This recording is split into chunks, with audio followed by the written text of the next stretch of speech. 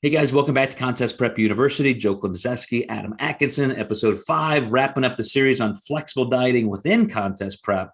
And I want to talk about the actual phases because Adam, decades ago, I wrote that article on 5 phases of dieting so that people could really discern why you make different moves at different times. And then just this year, I released a new article in the form of an ebook that cut up even the off season into 5 different phases, so we could really look at what the intentional goal is at that moment in a contest prep or off season, leading up to the next thing, and why those intervals change.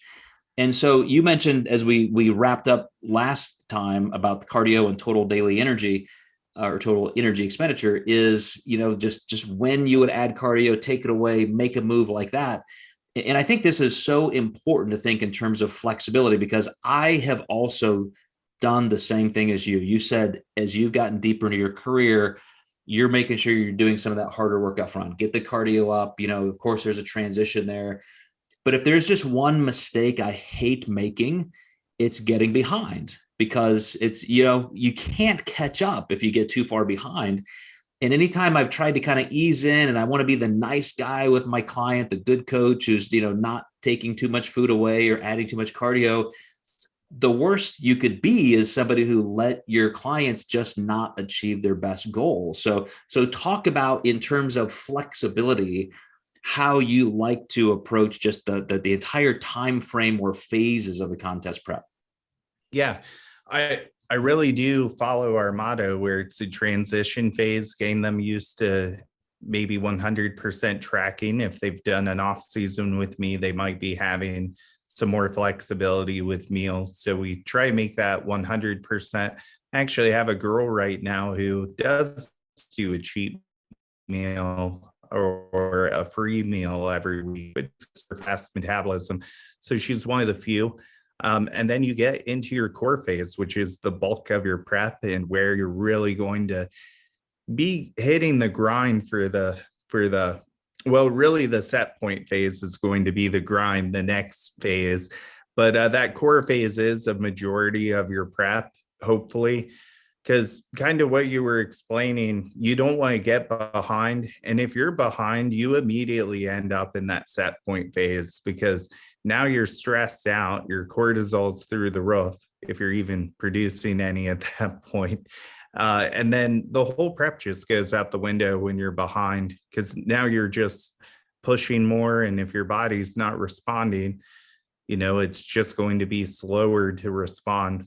Now, granted, we all know what happens if you just lower intake and do cardio long enough. You eventually get there. But you do this in contest prep in a certain way so you can have the best result.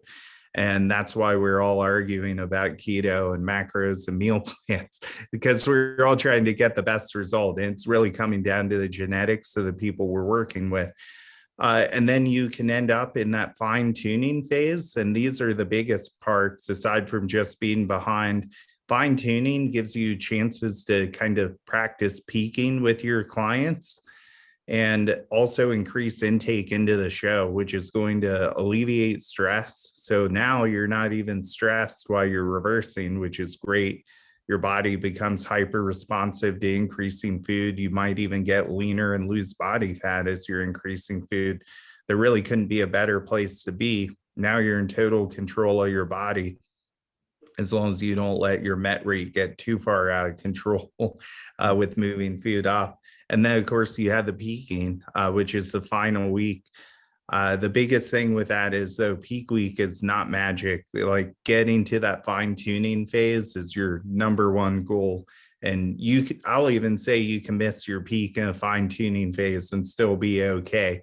But if you don't reach that fine tuning phase, especially nowadays with how competitive it is, you should really question getting on stage or not right now. It's so much more competitive now than it used to be. Mm-hmm. And as you were describing the metabolic building phase and just being able to increase your calories up, you ended by saying, and sometimes it doesn't matter because you're still there. And that's the flexibility part of these phases. If if we have done everything right and we've spanned out the time appropriately, you would have a good amount of time for metabolic building and fine tuning. But not every client can do that, and especially the first time you work with them, and yet you still do okay. And I remember a client, for example, last year who did 5 or 6 shows over 3 or 4 months. And, the first show, we were still dieting pretty hard. We didn't get to do a lot of metabolic building stuff until the second or third show. And, now you're doing a lot of fine tuning. You're really in that phase, an extended part. So even these phases, as we may define as really critical in their own right, you still have a lot of flexibility to how to employ them based on your division criteria, based on your genetics, based on, where you are just in terms of what you need body comp wise. So, it is important to have that structure as a mindset and understand why you are intentionally in each one. But, coaching is coaching. That's where you're calling the right play at the right time. Sometimes that means you're calling an audible and saying, well, here's what we had planned. But hey, now that we're seeing your body respond this way, we've got to do this. And this is what gives you those options. Yeah, I always tell my clients I'm like their golf caddy. So I'm not going to tell you to use the sand wedge your third shot when you might be on the green your second. So it really is a week by week check-in process. And sometimes even, multiple check-ins per week once a client gets closer to the stage for sure.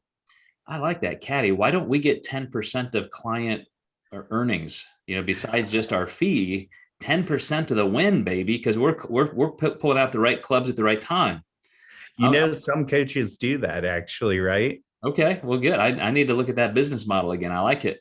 Yeah, that's why Bonac quit on his coach, and then he exposed him for taking his Arnold winnings, but that was part of the agreement. Nice. All right. Yeah. Well, Adam, good stuff. I appreciate this. Always finding different ways to explain what our audience needs. And just as a little teaser coming up, Adam and I are going to get into a couple new things where we're going to do longer summaries of some of our short series like this. We're going to start doing some more laid back practical application things. So you'll see a couple changes come up in Contest Prep University that I hope you like.